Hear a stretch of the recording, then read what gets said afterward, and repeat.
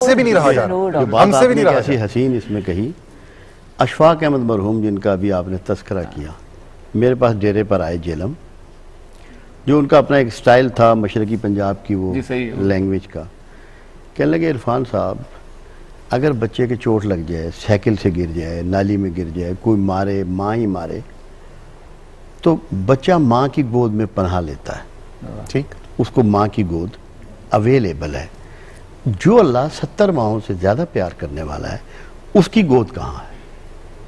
یہ اشفاق مرحوم نے، اللہ ان کے درجے بلند کرے، مجھ سے سوال کیا.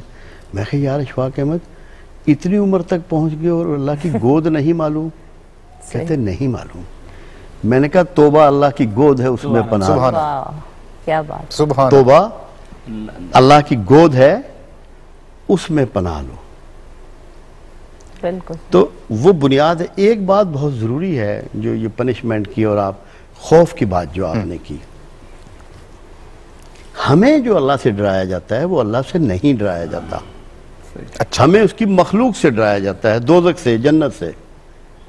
دوزخ اللہ کی ایک ادنا مخلوق ہے، اس کے خوف سے میں ڈر جاؤں تو میرا تو معیار ہی نہیں رہا. ڈرنا خالق سے ہے، مخلوق سے نہیں ڈرنا. کیا بات.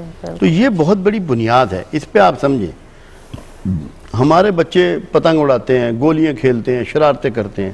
ماں کہتی ہے تیرا باپ شام کو آئے گا نا تیری ٹانگیں توڑواؤں گی. بالکل.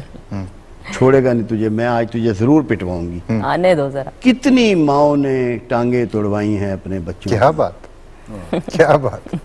اللہ کا ڈر یہ ہے کہ وہ اپنی محبت ہمارے سینوں سے کھینچ نہ لے. جو ہم اسے یاد کرتے ہیں، اس نے توفیق دی ہے، وہ ہم سے اس کو نہ پوشیدہ نہ کر دے.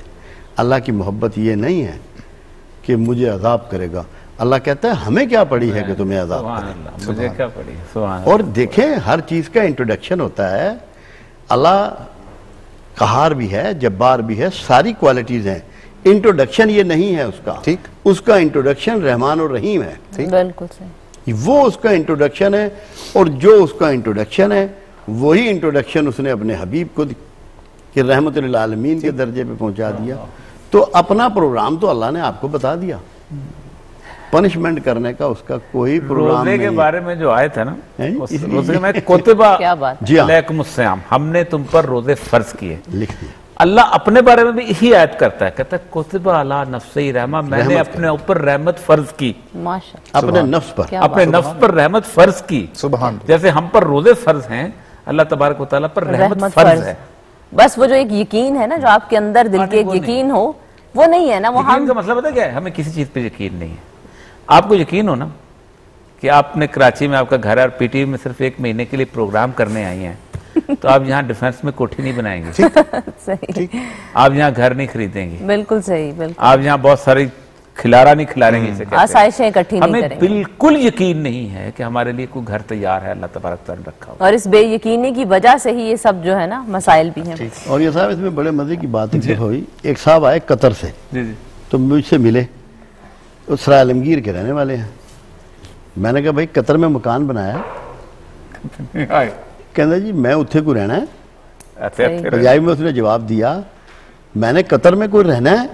وہ میں نے کہا تجھے قطر میں نہ رہنے کا یقین ہے اور سرائے عالمگیر میں رہنے کا یقین ہے. سبحان اللہ. بالکل. اللہ کے بارے میں جو شیخ عبدالقادر جیلانی رحمۃ اللہ علیہ نے ایک بات کہی ہے نا، وہ ہمارے یقین کے لیے، ہماری زندگیوں کو تبدیل کرنے کے لیے.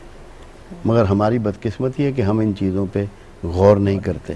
آپ کا فرمان ہے کہ میرا اللہ تو وہ ہے، میرا اللہ تو وہ ہے جو کالی سیاہ رات میں کالے سیاہ پتھر پر رینگنے والی کالی کیڑی کی آواز کو بھی سنتا ہے اور اس کو دیکھتا بھی. سبحان. سبحان. ہمیں کتنا واچ کر رہا ہوگا اور ہم پہ کون کون سی شہادتیں کھڑی ہو رہی ہوں گی.